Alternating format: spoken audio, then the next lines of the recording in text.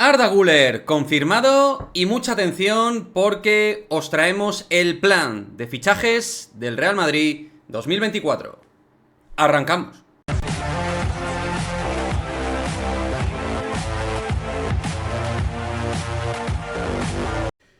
Chavales, aquí tenemos nueva remesa de envío de camisetas cortesía de Fútbol Lufo, realmente espectaculares. Os voy a enseñar la que me ha llegado, por ejemplo, del Liverpool, una auténtica preciosidad. Aquí la tenéis, la camiseta moradita de esta temporada, color violeta, morado, realmente muy bonita. Camisetas, réplicas de mucha calidad. ¿De acuerdo? Reseñas en Google si queréis verlas. Y envíos tanto a Europa como a América. 8% tal y como habéis visto en el cartel. 8% de descuento con el código MAD. Así que ya lo sabes, si quieres las mejores camisetas de fútbol, las tienes en Fútbol Lufo.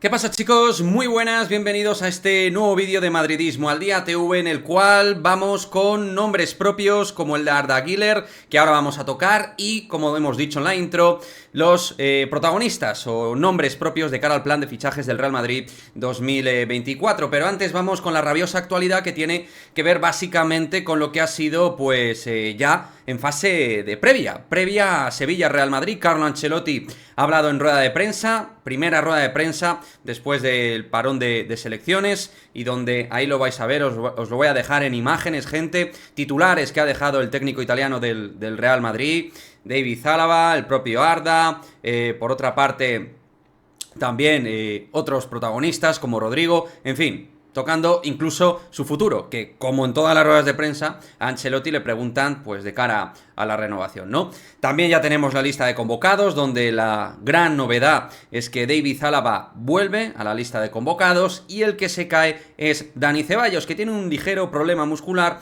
que le impedirá estar frente al Sevilla. Pero bueno, la buena noticia es que Alaba está, y eso yo creo que es una magnífica noticia. Pero la mayor noticia de todas, y de lo que yo creo que la mayoría estábamos expectantes, era de saber más detalles sobre Arda Güler, ¿no?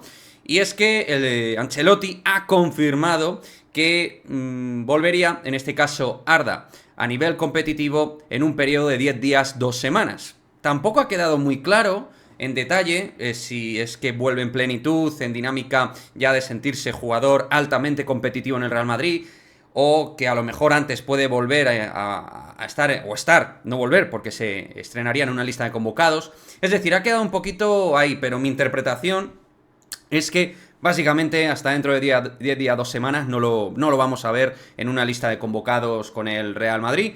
Y esto pues ya confirma al 100%, más allá de las infos pretéritas que hemos analizado en este canal, que es que en el club se quiere llevar pues un método moderado y conservador, teniendo en cuenta que estaba a puntito de volver hace unas semanas, que iba a estar, se hablaba, ¿no?, del partido ante la Unión Deportiva Las Palmas que jugamos, y finalmente esa lesión muscular le impidió poder estar, ¿no? Creo que en el club lo llevan así.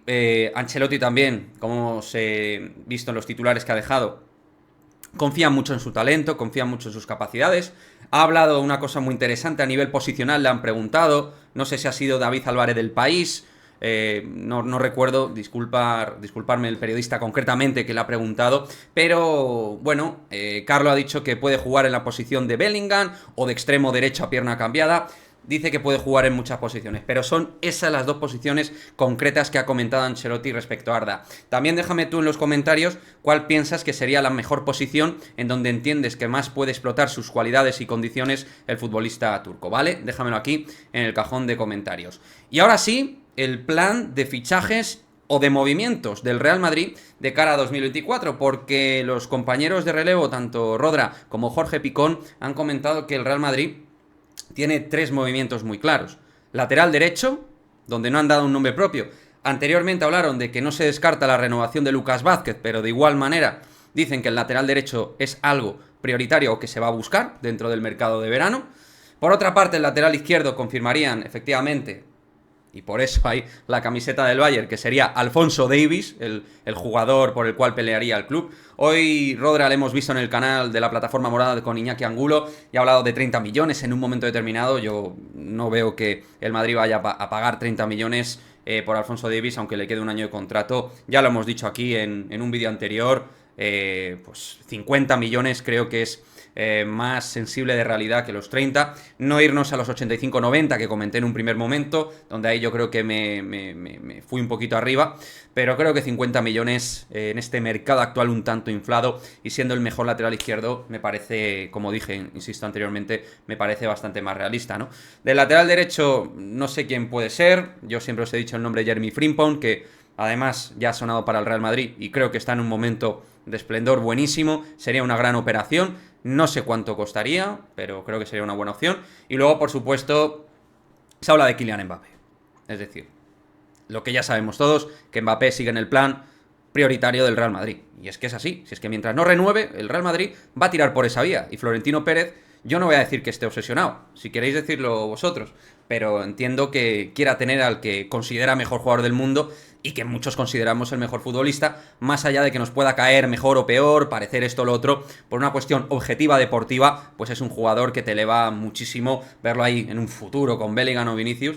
Pero bueno, también lo que en su momento dijo Miguel Serrano, que trajo info en su canal respecto a la fecha límite 1 de febrero, si no me equivoco, espero que sea así realmente y que el Madrid no se alargue mucho con la historia de Mbappé, porque si se alarga mucho con la historia de Mbappé, eso le puede impedir hacer otras operaciones de delanteros importantes y que esa obsesión por Mbappé te evite poder tener otros planes reales y poder acudir a ellos en una zona altamente sensible de tener que fichar, más allá de que José Lu lo está haciendo bien, que si tal, no sé qué. La realidad es que el Madrid necesita a un delantero y eso es algo que vamos a repetir hasta la saciedad. Y quería añadir una cosa muy importante a este respecto del plan de fichajes del Real Madrid, con esas infos de la gente de relevo que ha salido y tal, que espero que venga un central. Yo no tengo del todo claro que Nacho vaya a renovar, por lo tanto creo que un cuarto central debería ser algo que empiece a valorar el Real Madrid. No voy a decir nombres en este vídeo para no poneros la cabeza frita, pero creo que un central para el Real Madrid 2024 debe ser también algo que se contemple. No sé si Rafa Marín, si termina haciendo una muy buena temporada en Alavés, puede volver en la cesión, ser el cuarto central, no lo sé, insisto, no voy a soltar aquí ningún nombre de centrales, pero vaya, que creo que es una posición que el club debe reforzar sí o sí de cara a esta próxima campaña 24-25, ¿no? En definitiva, nombres propios, bueno, en el 2024 ya sabemos que vendrá Endrick, pero al margen de Endrick, estos serían los movimientos planificados o zonas sensibles a reforzar que han comentado estos periodistas y donde entiendo que, lógicamente, hay que dar un impulso importante de cara a la próxima temporada. En fin, un vídeo aseadito donde hemos comentado pura actualidad madridista. Lo siento si no he comentado nada del tema este de la Sala Next Sabor, que me parece, por cierto, y ya aprovecho aquí, algo absolutamente dantesco y lamentable, una historia nueva, pues como lo del Barça a diario, pues con el tema del CTA de por medio siempre tenemos cositas, es algo que se confirma, porque ya de manera pretérita creo que han salido detalles al respecto, pero bueno, me parece algo que tampoco se ha explicado del todo bien, o más bien mal, para ser más precisos, y me parece que es lógico que la gente tenga ahí puesto el halo de sospecha y que vea algo oscuro en todo esto. O sea, el público promedio pues no termina de encuadrarle nada de esto y es normal que con todo lo que ya hay encima de la mesa, pues lógicamente la gente sospeche de todo lo que es el CTA y el fútbol español.